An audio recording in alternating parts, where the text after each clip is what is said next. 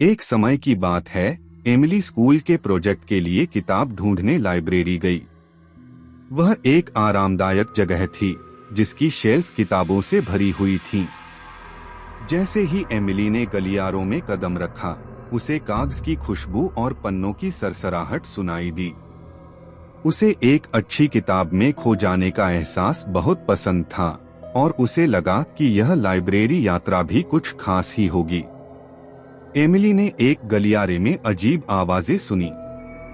वह सावधानी से पास गई और दो छोटे चूहे उसे किताबों के बीच दौड़ते हुए दिखाई दिए।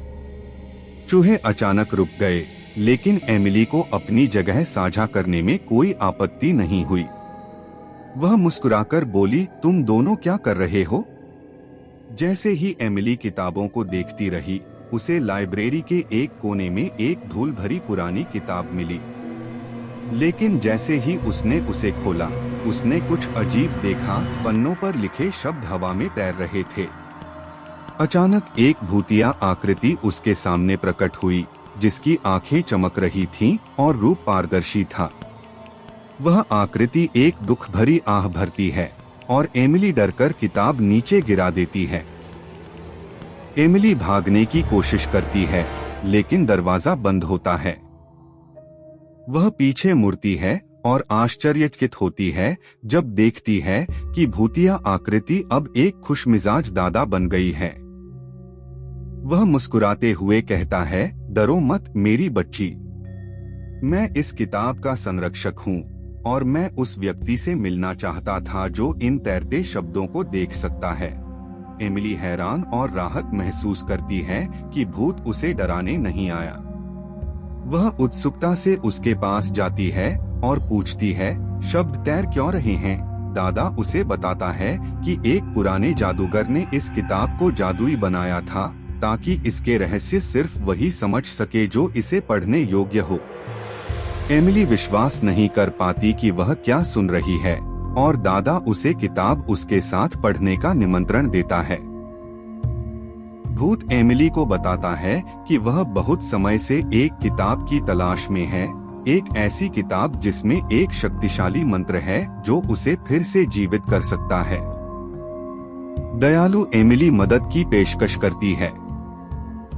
वे लाइब्रेरी में मिलकर उस किताब की तलाश शुरू करते हैं। लाइब्रेरी में घूमते हुए वे एक शेल्फ पर पहुंचते हैं जिसमें प्राचीन दिखने वाली किताबें होती हैं। भूत उसे बहादुर योद्धाओं, जादुई ड्रैगनों और मंत्रमुग्ध जंगलों की कहानियां सुनाता है। एमिली की आंखें चमक उठती हैं और वह तय करती है कि वह हर दिन एक नई कहानी पढ़ेगी। थोड़ी दूर जाकर एमिली को दुनिया के विभिन्न हिस्सों की किताबों का एक सेक्शन दिखाई देता है। कुछ किताबें उसने अपने दादा दादी के घर में देखी थीं, जिससे वह उत्साहित हो जाती है। भूत उसे अपनी पसंदीदा किताब के बारे में बताता है जो बहुत दूर समुद्र पार से आई थी। एमिली सुनकर उत्सुक होती है, पर उसे वह किताब कहीं नहीं मिलती। वह तय करती है कि वह अगली बार फिर आएगी। घंटों की खोज के बाद भी उन्हें वह किताब नहीं मिलती और एमिली को लगता है कि वह कुछ जरूरी भूल गई है। तभी उसे याद आता है, उसने अपने स्कूल प्रोजेक्ट के लिए जो किताब लानी थी वह अभी तक नहीं मिली है। अब वह हर किताब को ध्यान से देखने लगती है। अंततः वह किताब मिलती है, डायनासोर का इतिहास। वह राहत और खुशी महसूस करती है, लेकिन किताब बहुत ऊंचाई पर रखी होती है। वह कोशिश करती है, लेकिन नहीं पहुंच पाती। एमिली और भूत मिलकर किताबों को एक दूसरे पर रखकर एक अस्थायी सीढ़ी बनाते हैं। जैसे ही एमिली ऊपर चढ़ती है और किताब लेती है, संतुलन बिगड़ जाता है और सारी किताबें नीचे गिर जाती हैं।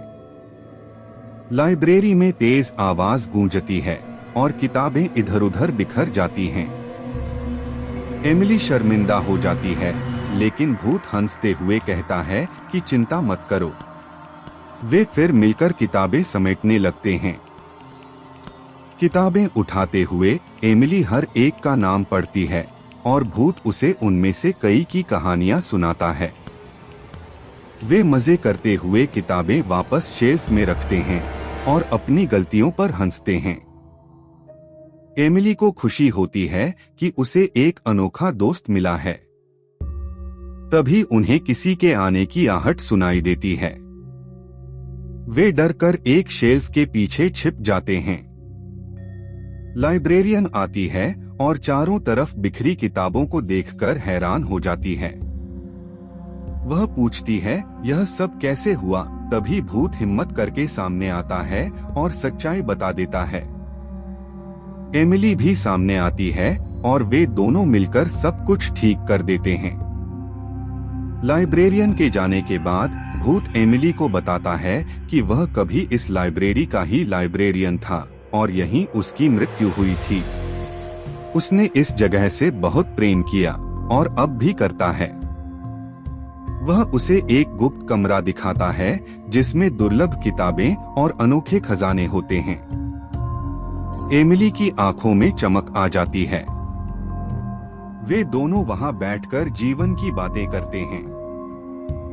जब रात गहराती है, लाइब्रेरी शांत हो जाती है। एमिली और भूत किताबें पढ़ते हैं और मजे करते हुए चर्चा करते हैं। अंत में एमिली अपने स्कूल प्रोजेक्ट को याद करती है और भूत से मदद मांगती है। वह उसे कुछ किताबें सुझाता है और वे मिलकर इतिहास और ज्ञान की यात्रा में डूब जाते हैं। सुबह की पहली किरण लाइब्रेरी में आती है। एमिली अपना प्रोजेक्ट पूरा कर चुकी होती है और राहत महसूस करती है। वह भूत की मदद के लिए आभारी होती है। जैसे ही वह जाने लगती है, भूत उसे अलविदा कहता है। वह मुस्कुराते हुए उसे विदा देती है। जब वह बाहर निकलकर दरवाजा बंद करती है, उसे एक फुसफुसाहट सुनाई देती है। वह मुड़ती है और देखती है कि भूत उसे हाथ हिला रहा है। वह उसे धन्यवाद कहता है। एमिली मुस्कुराती है और वापस हाथ हिलाती है। वह जानती है कि वह फिर यहाँ लौटेगी। अगले दिन एमिली फिर लाइब्रेरी आती है, उत्साह और उम्मीद से भरी हुई। वह अपने पसंदीदा कोने में बैठ जाती है और एक नई किताब पढ़ना शुरू करती है। वह सोचती है कि शायद आज भूत फिर से आए, लेकिन अगर नहीं भी आया तो भी उसे पता है कि लाइब्रेरी में हमेशा उसका एक सच्चा दोस्त रहेगा। उसे एक किताब से एक छोटा सा कागज का टुकड़ा मिलता है, भूत की ओर से लिखा एक नोट जिसमें उसका धन्यवाद किया गया है। नोट पढ़कर उसका दिल भर आता है और वह उस नोट को अपनी किताब में सहेज लेती है। एमिली इधर उधर देखती है और महसूस करती है कि यह जगह अब डरावनी नहीं लगती। यहाँ अब वह अपनापन महसूस करती है। वह सोचती है कि आने वाले वर्षों में वह और कितनी अद्भुत कहानियों की खोज करेगी अपने नए दोस्त के साथ।